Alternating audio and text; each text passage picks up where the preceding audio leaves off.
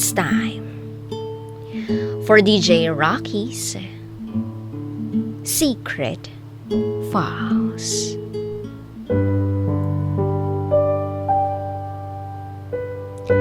May nangyaring kakaiba sa amin ng professor ko habang may girlfriend ako.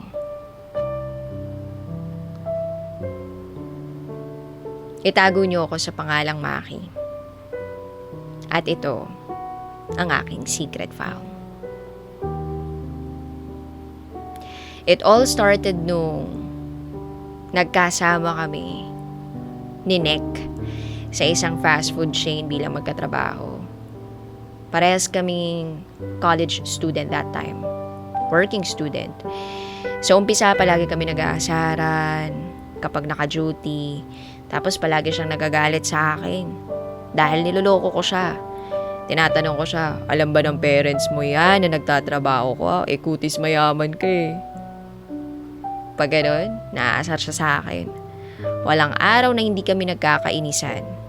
Tapos lagi niya akong sinisigawan at sinasabihan na, bilisan mo naman yung paggawa ng pizza. Fast food tong pinagtatrabahuan natin. Ganun ba naman? Tumagal pa ng ilang buwan, ganon siya palagi sa akin. Till one day, bigla na lang siyang naging mabait sa akin. Nagulat ako.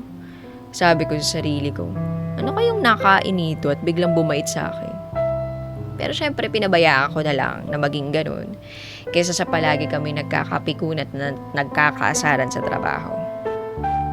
Naging magkaibigan kami for 2 years. Magkasama kami sa trabaho, tapos sa university, magkasama rin kami kung saan siya kumukuha ng dentistry, habang ako naman kumukuha ng management. Mas naging malapit kami sa isa't isa that time. Hanggang sa hindi namin namamalayan, nade-develop na kami sa isa't isa. Naging mag-on kami. Since naging conflict na yung schedule namin sa school at work, nagkasama kami sa staff house ng store. Pumapasok kami sa work ng morning until afternoon. Tapos pumapasok kami sa school sa gabi. Ilang years ganun yung naging routine namin, work and school. Then one day, lumapit sa akin yung isang prof kong babae para magpatulong sa paggawa ng grades. Nagpaalam naman ako kay Nick, sa girlfriend ko, kasi nga late ako makakauwi. Pumayag naman siya. Basta mag-iingat lang daw ako palagi. Lalo na sa aking pag-uwi. Fast forward. That night, hindi ako nakauwi sa bahay. Sa sobrang late naming natapos nung prof ko na itago na lang natin sa pangalang Miss D.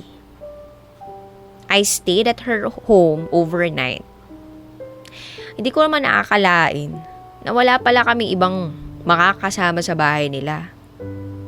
Since nung dumating kami doon, nandun pa yung mama at papa niya. Nagulat na lang ako nang sabi niya sa akin na 2 na lang raw kami roon. And she told me na doon na daw ako matulog sa kwarto niya kasama siya. Sabi ko, ay hindi na ma'am, dito na lang po ako sa sala. Okay na po ako dito. Magpapaumaga na lang po ako at uuwi rin ako. Siguradong nag-aalala na sa akin si Nick, yung girlfriend ko. Pero pumasok siya ng room at paglabas niya, may dala na siyang towel para maligo. At ako naman, I decided to stay muna sa balcony ng bahay niya. Magpahangin bago matulog. Makalipas ang ilang minuto, narinig kong tinatawag ako ni mama. Sabi, makakiyali ka sandali dito sa room ko. Sumunod naman ako. Wala naman akong ibang iniisip or mangyayari. Pagpasok ko, nagulat na lang ako nang bigla niyang kinabig yung batok ko. At hinalagan niya ako sa labi that time. Di ko alam ko anong gagawin ko. Kasi nabigla talaga ako sa ginawa ni ma'am. Nagtagal siguro ng ilang segundo yung labi niya sa labi ko. Pero hindi ako nagre-responde dun sa halik niya. Hanggang sa bigla niyang inalis yung tuwalya na nakatapis sa kanya. Sabi ko,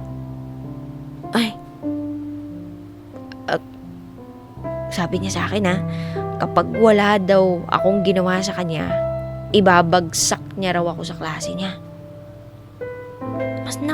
Mas lalo kong ikinagulat. Yumuko ako at kinuha ko yung towel at binalot ko sa kanyang katawan. At sabi ko, ma'am, malaki po yung respeto ko sa iyo bilang professor ko. At hindi ko po kayang gumawa ng isang bagay na makakasakit sa girlfriend ko. Sa sinabi kong yun, bigla siyang natahimik. Lumabas na ako ng kwarto niya at naupo sa sala ng malungkot. Kasi hindi ko lubos maisip kung bakit ginawa ni ma'am sa akin yun. Bigla akong nakaramdam ng guilt.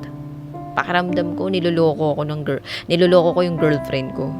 Na dapat siya yung kasama ko that night, pero andun ako sa bahay ng prof ko na mayroon palang ibang plano sa akin. Noong mga oras na yun, gustong-gusto ko nang mag-umaga para makauwi na ako. After that incident, hindi ko sinabi sa girlfriend ko yung nangyari sa amin ng prof ko. Kasi alam ko, magagalit siya. Araw-araw, guilty ako kasi alam kong dapat sabihin ko sa kanya yung bagay na yun. Ayokong isipin niya na niloloko ko siya. At sa 9 na taon namin ng girlfriend ko, sobrang naging maayos yung relasyon namin. Ang mga pamilya at mga kaibigan namin, tanggap ko anong meron kami. O kahit yung wala sa amin.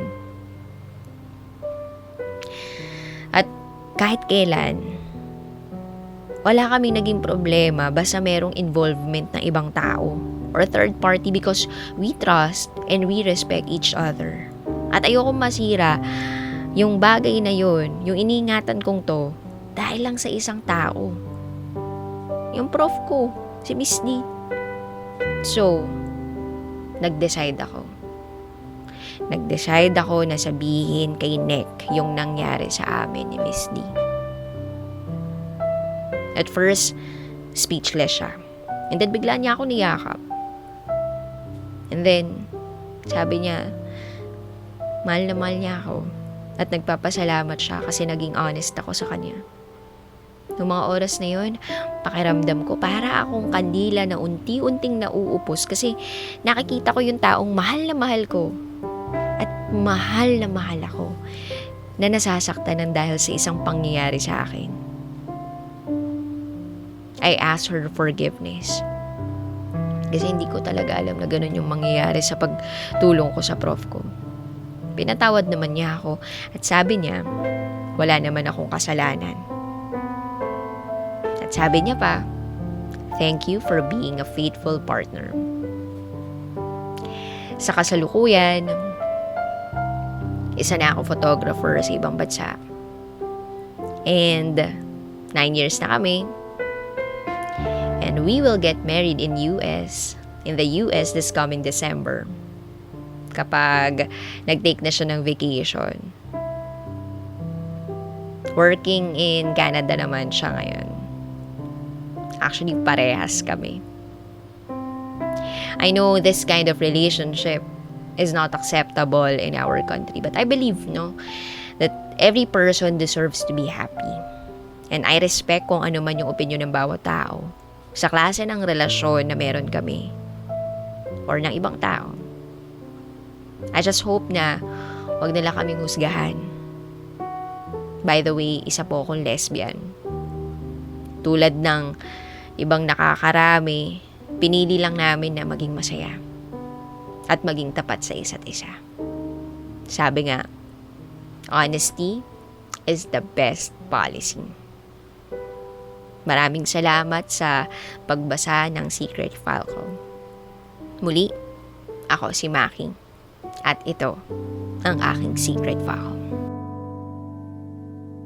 Always your number one SM radio station. Love Radio. Kabisyo, nakarelate ka ba sa secret file na binasa ko? Kung nakarelate ka, mag-subscribe ka na dito sa aming YouTube channel at pindutin mo na rin ang notification bell para updated ka sa mga susunod na episodes ng DJ Rocky Secret File.